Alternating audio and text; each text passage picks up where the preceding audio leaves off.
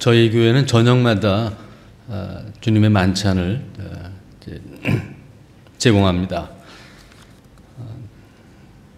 저 어렸을 때는 1년에 4번, 장로님들 예전에도 다 3-4번 했었을 텐데, 저희 교회는 매 주일 저녁에 주님의 만찬, 성찬을 제공합니다. 해서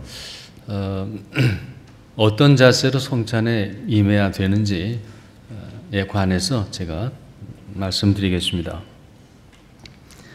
마태복음 22장 1절부터 15절에 보면 혼인잔치 비유가 나옵니다. 천국의 혼인잔치 비유. 이 비유는 설교와 성찬이 어떤 관계에 있는지를 잘 이야기해 주고 있습니다. 설교하라는 것하고 성찬이 무슨 관계인지.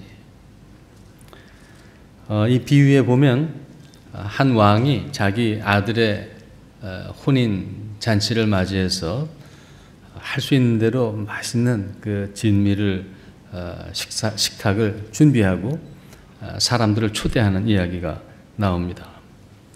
종들을 보내서 미리 초대장을 보낸 사람들을 청했는데 사람들이 오기를 싫어했습니다.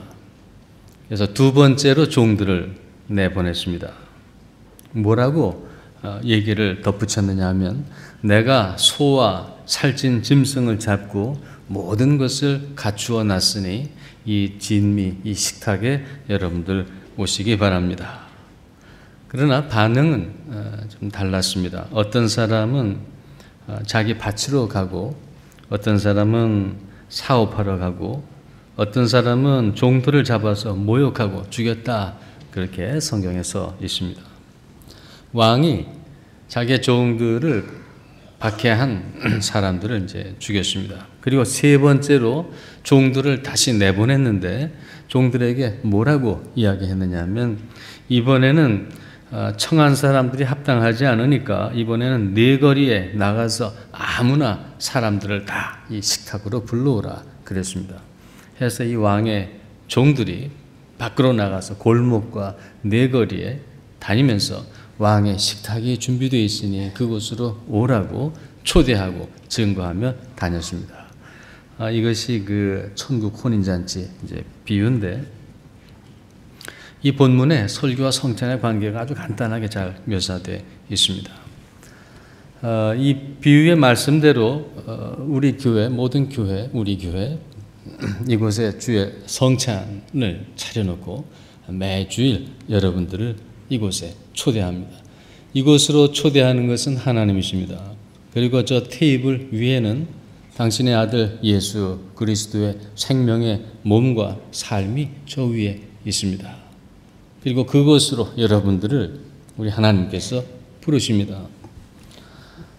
12사도, 그 후에 모든 사도들, 증거자들, 설교자들, 교사들, 모든 증거자들이 하는 일은 바로 오늘 비유에 있는 말씀처럼 주의 식탁이 저곳에 차려져 있으니, 하나님께서 여러분들을 위해서 세상이 맛볼 수 없고 줄 수 없는 양식을 차려놓았으니 저기 가서 먹고 마시고 배부르시라. 모든 증거자들이 네거리와 골목을 다니면서 외치는 내용은 압축하면 그렇습니다. 듣는 사람들이 이곳에 참석하기를 바라면서, 예전에 그 다니엘의 친구들은 갈대아의 진미를 먹었습니다. 다니엘은 율법을 먹었습니다. 우리는 친구들도 다니엘도 맛보지 못한 진미를 여기서 맛봅니다. 하나님께서 당신 아들의 삶을 이곳에서 우리들에게 제공하시길 원합니다. 우리 주보에 광고라고 있는데, 사실 광고라는 것이 넓게 이렇게 알린다라는 얘기인데, 사실 설교의 본질이 광고입니다. 널리 알린다. 돌아다니면서 주의 식탁으로 오십시오 하고 널리 알리니까 어찌 보면 설교 대신에 광고라고 써놓는 것은 좋을지도 모르죠.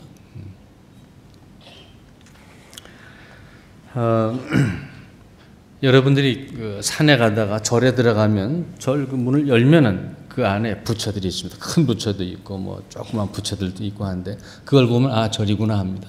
그러나 만약에 문을 열고 저 앞쪽에 큰 식탁이 차려져 있으면 그것은 교회입니다. 하나님께서 아들을 우리들에게 주시길 원합니다. 거기다 테이블을 마련해 놓으시고 우리를 초대했습니다. 매 주님의 날 저녁마다 이곳에 주의 식탁이 펼쳐집니다. 그리고 이곳에 오라고 설교 혹은 성경의 말씀이 선포가 됩니다.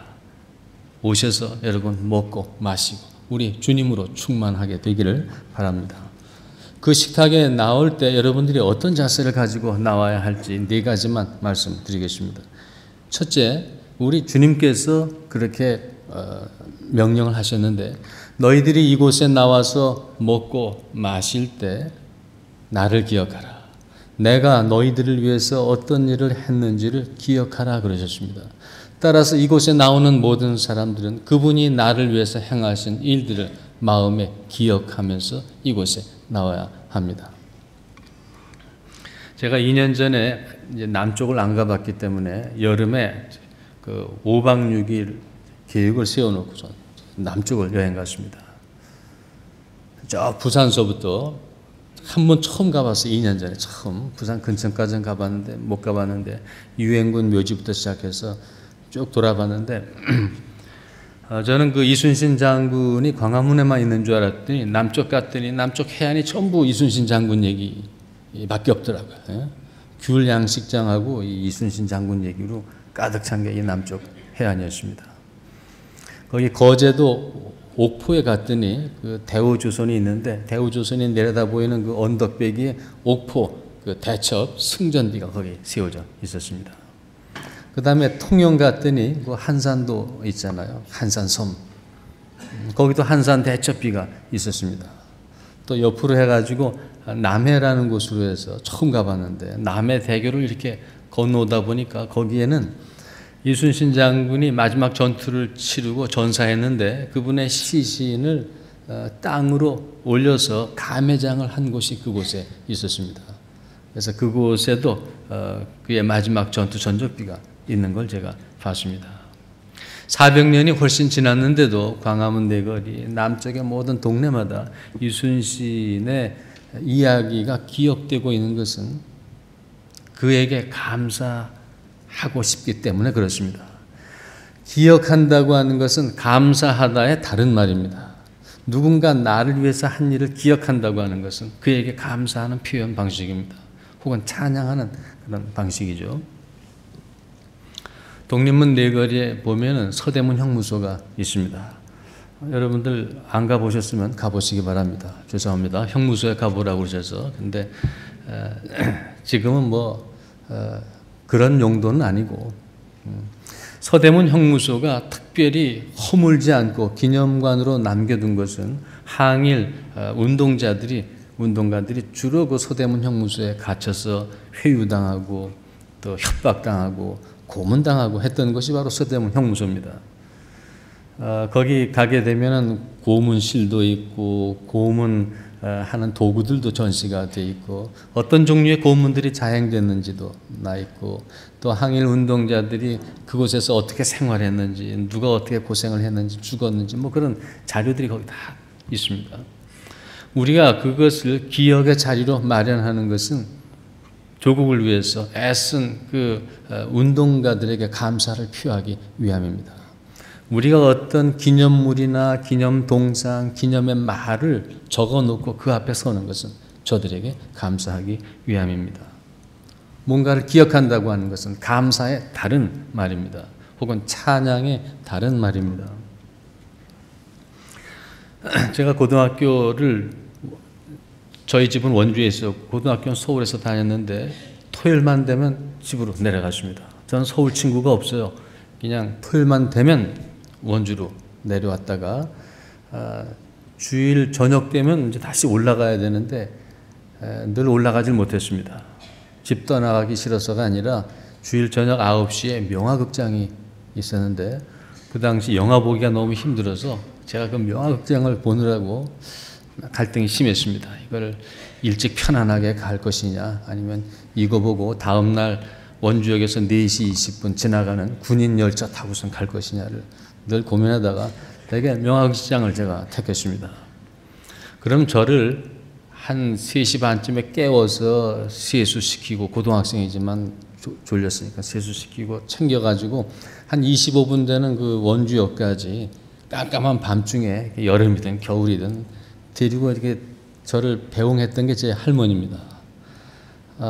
갈 때는 언제나 아침밥 먹으라고 도시락을 싸주셨는데, 제가 이 유학 생활하면서 음식 가지고 다니는 게 제일 싫어서 대부분 80% 안 가지고 간다고 도망가고 그랬습니다. 그래서 제가 가끔 할머니한테 그렇게 써본 적은 없어요. 그러나 마음속에 편지를 쓴다면 할머니 원주역까지 새벽 3시 반에 함께 걸어서 데려다 줬던 것을 제가 기억합니다. 제가 한 80%는 안 가지고 도망갔지만 도시락을 늘 제게 건네줬던 것을 기억합니다. 세상에 할머니하고 저밖에 모릅니다. 그거는. 만약 제가 그렇게 쓸 기회도 없고 요즘 보지도 못하고 듣지도 못하셔서 쓸 기회도 없지만, 만약에 제가 편지를 그렇게 썼다면 할머니 그렇게 했던 것을 기억합니다. 할머니 늘 제게 거절했던 도시락을 계속 주려고 했던 것을 기억합니다. 그렇게 쓴다는 것은 할머니 편에서는 대단한 감사와 당신의 존재를 인정하고 모든 사역을, 할머니의 저에 대한 사역을 인정하는 것이니까 당신에 대한 찬양으로 받아들이게 될 겁니다. 누군가 나를 위해서 한 일을 기억한다고 하는 것은 그 존재나 그 사역에 대해서 감사한다는 뜻입니다. 주님의 상에 나올 때 어떤 마음으로 나올 것이냐, 우리 주님께서 사도 바울을 통해서 우리들에게 명령하셨습니다. 내가 너희들을 위해서 어떤 일을 했는지를 기억하라. 이것을 먹으면서, 이것을 마시면서. 따라서 여러분들이 성찬 때 저기서부터 나올 때 마음속으로 하나하나 기억하시기 바랍니다. 당신이 저를 부르셨습니다. 그 다음에 한 걸음 뗀 다음에 오랫동안 제 삶의 문을 두드렸습니다.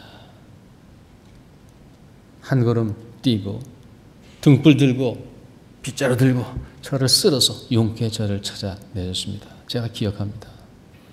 또 한 발 뛰고 제가 베데스다 연못가에 버려져서 38년 동안 있을 때 당신이 저를 처음 찾아오셨습니다. 또 한 발짝 뛰고 당신이 맞아서 제가 오늘 평화를 얻습니다. 또 한 발짝 뛰고 당신이 죽어서 제가 생명을 얻었습니다. 당신이 채찍에 맞음으로 제가 나음을 입었습니다. 여기 나오는 한 10m 동안 여러분이 성경 전체를 암송하실 수 있으면, 능력이 있으면 암송하시기 바랍니다. 아니면 성경 중에서 그분이 나를 위해서 행하셨던 스토리가 있으면 그것을 몇 가지라도 마음에 잘 담고 한 발 한 발 뛸 때마다 그 스토리를 읊으면서 앞으로 나오시기 바랍니다. 가톨릭에서는 염주를 돌립니다. 로사리라고 해서 하나하나 돌리면서 기도를 하나하나 하게 되는데, 우리가 그걸 하진 않지만 여러분이 볼펜을 돌리시든지 아니면 손가락으로 하나 둘 이렇게 하시든지 한 발 한 발 하시든지, 그분이 나를 위해서 행하신 것들을 마음으로부터 하나하나 기억하면서 주의 성찬상에 나오시기를 바랍니다. 너희는 와서 먹고 마실 때마다 내가 너희를 위해서 어떤 일을 했는지를 기억하라. 이것이 여러분이 주의 상에 나오는 그런 자세입니다. 둘째, 여러분들이 주님의 상에 나와서 떡을 받습니다. 눈으로는 떡을 보고 여러분의 귀로는 이런 말을 듣습니다. 그리스도의 몸. 그리고 여러분들이 잔을 받습니다. 눈으로는 포도주를 보면서 귀로는 듣습니다. 그리스도의 피. 이게 어찌 된 일인가? 내가 어떻게 대답해야 될 것인가? 호기심이 생길 수도 있고 그냥 지나갈 수도 있습니다. 그러나 주께서 우리들에게 어떤 명령을 내리시거나 어떤 약속의 말씀을 해주실 때 그것을 받아들이는 방법은 하나밖에 없습니다. 아멘. 아멘은 so be it. 당신이 제게 약속한 대로 이루어지소서라는 뜻입니다. 아멘. 당신이 원하시면 제게 이루어지길 원합니다. 당신의 뜻이 그러하다면 제게 그리 되소서. 그리스도의 몸 그러면 우리는 대답합니다. 아멘. 그리 되소서. 이것이 제게 당신의 몸이길 원하신다면 그리 되소서. 당신의 뜻이 이루어지소서. 그게 아멘의 뜻입니다. 따라서 예전에는 이 놀라운 선물을 받는 이 순간에 얼마나 커다랗게 기쁨으로 아멘을 했는지 교부들의 문서에 의하면 과장이죠. 교회 천장이 날아갈 정도로 아멘을 했다고 합니다. 그리 되소서. 이것이 제게 당신의 몸 되소서.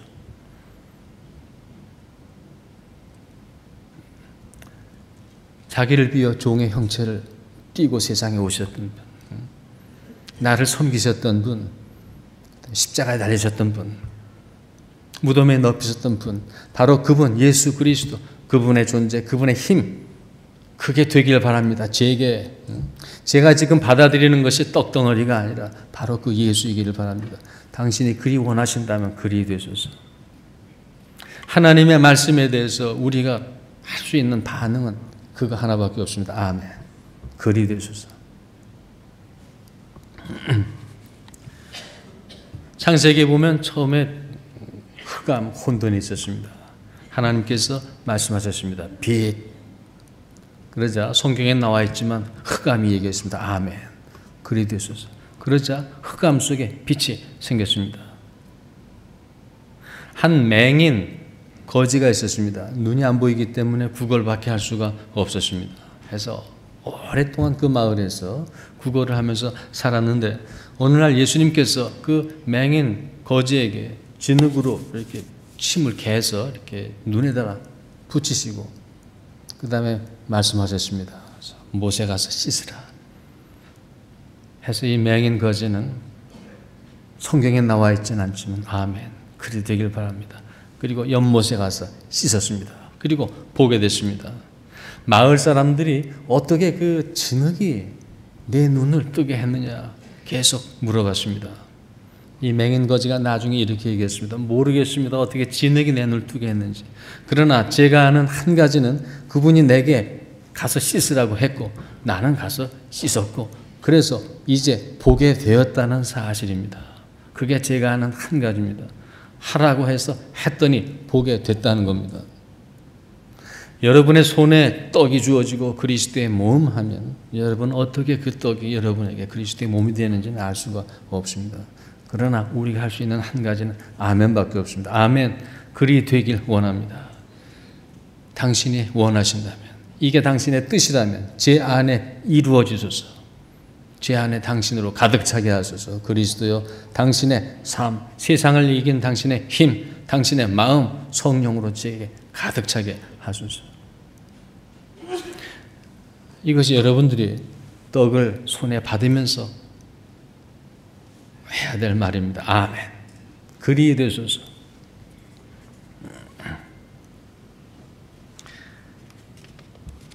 세 번째, 만약 여러분이 그렇게 아멘으로 깊은 신뢰로 그분의 약속에 대한 깊은 신뢰로 그 말씀과 함께 떡을 받아들인다면 그래서 만약 그분이 여러분들 안에 여러분들이 그분 안에 있게 된다면 여러분들은 실로 율법을 실천할 수 있게 됩니다. 여러분 안에 힘이 생겨서 율법을 실천할 수 있게 됩니다. 가끔 믿으면 율법 없이 구원 얻는다고 생각하기 쉽습니다만 율법은 하나님께서 우리들에게 주신 생명의 법입니다. 예수를 통해서 율법을 폐기한 것이 아니라 예수를 통해서 실로 율법을 이룰 수 있도록 우리를 새롭게 하신 겁니다. 그게 예수께서 세상에 오셔서 하신 일입니다. 당신의 피로 우리를 정하게 하시고 우리를 용서하심으로 실로 그 죄의 힘에서 벗어나 율법을 행할 수 있도록 하신 겁니다. 오늘 주님께서 말씀하셨습니다. 내가 세상에 온 것은 율법을 폐하기 위해서 온 것이 아니다. 내가 세상에 온 것은 율법을 완전하게 율법이 이루어질 수 있도록 하기 위해서 온 것이다. 사람들로 하여금 그 율법을 온전히 지키고 사랑하고 정말 꿀송이처럼 그 율법을 사랑하게 되고 행할 수 있도록 하기 위해서 내가 왔다. 새 사람을 만들겠다 이겁니다. 만약 누구든지 내 안에 있으면 내가 너희 안에 있으면 너희는 새로운 피조물이고 너희는 그제서야 실로 하나님 주신 생명의 법을 기쁨으로 행할 수 있게 되리라. 율법이 뭡니까? 뭐 십계명으로 대변되기도 하지만 예수께서 그렇게 정의하셨습니다. 내 마음, 몸, 내 정성, 내 삶 모든 것을 바쳐서 다 바쳐서 하나님만을 사랑하라. 그리고 그런 열정을 가지고 내 이웃도 사랑하라. 이것이 율법입니다. 생명의 법입니다. 그렇게 살아야 소위 구원을 받습니다. 그렇게 사랑으로 충만해진 사람을 일컬어서 성경은 거룩한 사람이라고 얘기합니다. 누구를 일컬어서 거룩한 사람이라고 하느냐면 예수 그리스도 안에 있었던 그 사랑의 마음과 능력을 가진 사람을 일컬어서 우리는 거룩이라고 얘기합니다.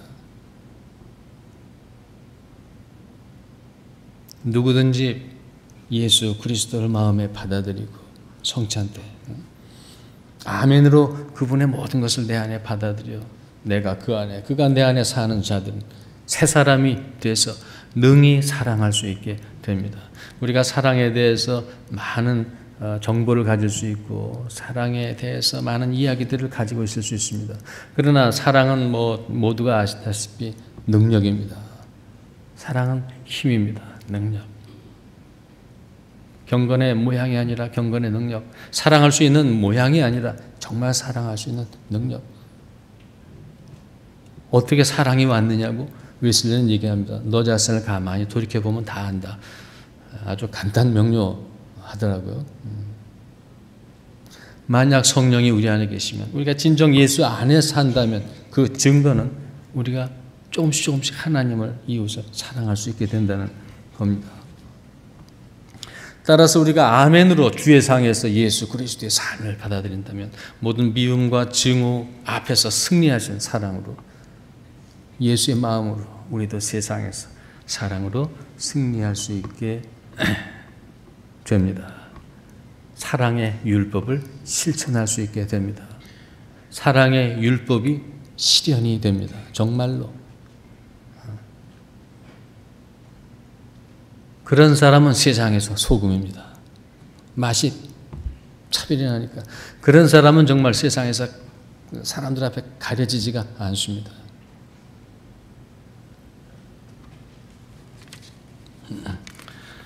따라서 우리가 주의 상에 나올 때 우리가 해야 될 일은 주여 제가 이것과 더불어 당신을 제 마음에 받아들이고 제가 성령이 전이 되고 제가 당신을 품는 큰 그릇이 되고 이제부터 당신의 능력 안에서 제가 살게 된다면 아버지 하나님이 당신에게 오도록 주신 모든 율법, 거룩한 법, 사랑을 실제로 실천할 수 있게 되리이다. 당신 안에서 당신의 도움으로 율법이 실제로 이루어지이다. 마지막으로 우리가 이 손안에 들려진 떡을 보면서 우리는 그렇게 마음에 생각합니다. 주께서 저를 위해서 이 사랑의 테이블을 펼쳐 주셨듯이 이것을 먹고 난 다음에 저도 이제부터 나가서 우리 집, 우리 가정, 내 만나는 모든 사람에게 주님의 것과 같은 그런 종류의 사랑의 테이블을 펼치겠습니다. 왜냐하면 우리가 주님의 몸이 됐으니까, 우리가 주님의 몸의 일부니까 당연히 우리가 펼치는 모든 테이블들은 주의 테이블이 될 겁니다. 사람들이 내가 펼친 상 앞에서 무슨 성별의 기도도 들려지지 않을 것이겠지만 그러나 여러분들이 펼치는 모든 테이블은 여러분이 그리스도의 몸이라면 주님의 상입니다. 세상을 향해서 주의 상을 넓히시기 바랍니다. 성경에 보면 재미있는 게 있습니다. 이스라엘 백성들이 12제자가 예수님께서 그 오병이어 기적을 일으키셨는데 처음에는 유대 땅에서 그런 일이 일어났습니다. 그 다음에 거기 와서 먹은 사람은 다 유대인 남자들이었습니다. 그런데 한두 장 후에 이번에는 이방 땅에서 예수님께서 오병이어 기적을 일으키시는데 거기는 남자뿐만이 아니라 이방인들과 여자와 아이들도 거기에 참석하게 됩니다. 유대 땅에서는 남자에게만 테이블이 차려졌지만 저 이방 땅에서는 이방인, 여자, 아이들도 테이블에 이제 초대를 받게 되는데 그 두 이야기 사이에 어떤 스토리가 있느냐 하면 제자들이 갈릴리 바다를 이렇게 건너가다 큰 바람을 맞아서 거의 죽게 되는 모습이 나옵니다. 우리 알고 아는 사람들 사이에 테이블을 펼치는 것은 쉽습니다. 그러나 낯선 자들, 내게 상처 준 사람들, 혹은 나의 모든 사랑을 무시하고 내 모든 사랑을 십자가와 칼과 창으로 대하는 모든 사람을 향해서도 테이블을 연다고 하는 것은 매우 심란한 일입니다. 갈릴리 바닷가에서 풍랑을 맞은 제자들처럼 나와 다른 사람들에게 주의 사랑의 식탁을 제공한다는 것은 매우 심란한 일입니다. 그러나 성경은 아주 묘하게 그런 식으로 편집이 되어 있습니다. 같은 유대인들 사이가 아니라 풍랑을 겪으면서 바다를 건너가 그 식탁에 이방인과 여자와 아이들이 거기서 함께 떡을 나눕니다. 여러분들이 손 안에 떡을 잡거든 나도 이제부터 주께서 모든 사람을 식탁에 초대하셨듯이 저도 이제부터 내 식탁에 여러 사람들을 초대하겠습니다. 그리고 이 사랑의 식탁이 열리는 곳에서만 비로소 하늘나라는 열립니다. 여기 놓여있는 이 자그마한 떡은 예수 그리스도의 몸의 표입니다. 그러나 동시에 우리가 사랑의 식탁을 모든 사람들에게 열 경우 장차 내가 하나님 나라에 들어가게 될 것이다라고 하는 보증의 표이기도 합니다.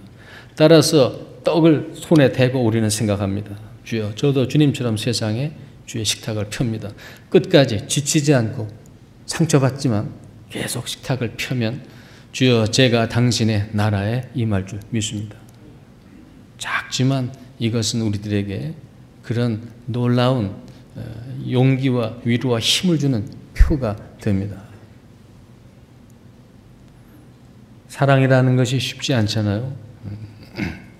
사랑이라는 것이 아무리 큰맘 먹고 사랑을 실천해도 곧잘 미움과 증오의 법정에서 재판받기 일쑤고 오해되기 일쑤고 때로는 사랑이라는 이름을 내걸었다가 십자가에서 창에 찔리기도 상처받는 거죠.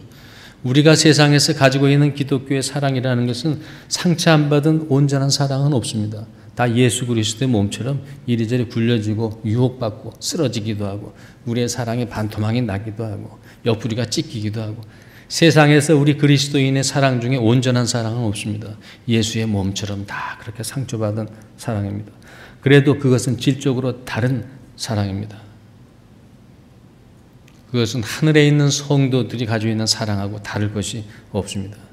하늘에는 유혹이 없지만 땅에는 유혹이 있기 때문입니다. 아직 전쟁 중이고 따라서 상처받는 게 당연한 거죠. 예수도 세상에 계실 때는 그의 몸이 다 상처받았습니다. 그러나 부활하신 다음에는 상처는 있지만 유혹은 없었습니다. 하늘의 교회와 이 땅의 교회가 다를 게 하나도 없습니다. 하늘에 가지고 있는 성도들의 사랑이나 이 땅에 사랑할 수 있는 능력이나 다 똑같습니다. 어떤 분들은 죽은 다음에 하늘나라에 간다고 생각하지만 여기서 상처받았지만 새로운 피조물로서 행할 수 있는 사랑의 삶을 산 자만이 그대로 하늘의 시민입니다. 이미 이 땅에 있으면서 하늘은 살아있는 동안 가는 것이지 끝난 다음에 가는 것은 아닙니다. 따라서 우리는 떡 받아들고 이렇게 마음속으로 위로를 삼습니다. 주여, 당신과 더불어 사랑의 식탁을 펼치면서 끝까지 사랑으로 세상에서 견디겠습니다. 그리고 견디어 제가 당신이 들어가셨던 그 나라에 저도 들어갑니다. 이 조그만 떡은 우리들에게 주신 그런 보증의 표입니다. 위로의 표입니다. 주의 상이 매주 이곳에서 펼쳐집니다. 여러분 나오셔서 아멘으로 우리 주님의 삶을 받으시고 주님의 도움 한가운데서 사랑으로 승리하고 하나님 나라를 유혹으로 받게 되길 바랍니다.